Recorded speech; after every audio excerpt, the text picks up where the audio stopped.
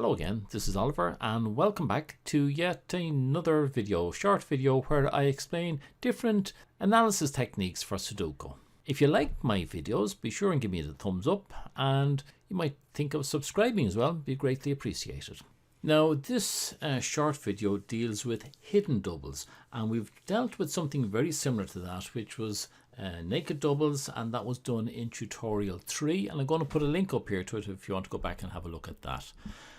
Now the definition from the Little Gogs website, which is what I'm basing all of these tutorials on, it says two squares in the same row, column or house that contain the same two possibles, and the possibles occur nowhere else in that same row, column or house. Very straightforward, and I'm going to show you two examples of it.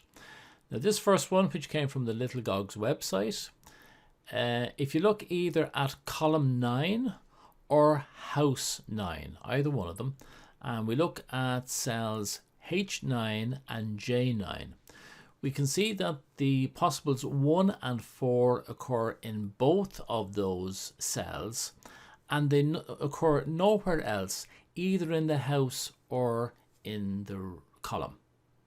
So they occur there, nowhere else, which means anything else that is showing as a possible in those cells cannot exist in those cells. So in this example, we can go in here to H9 and get rid of the 5 and the 8. And in J9, we can get rid of the 2, the 5 and the 6. Very straightforward. Now in this other example, this came from an example in Duncan's Sudoku, one of the examples that he does there. I think it's 2018-06-20. And if we come over here to house 7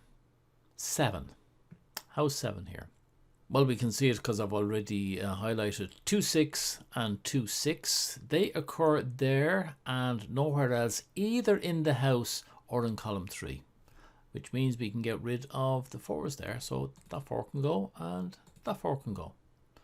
As you can see, it's very straightforward, and that's the end of that. So I'll start working on the next one now for tomorrow, and until then, slán tamil.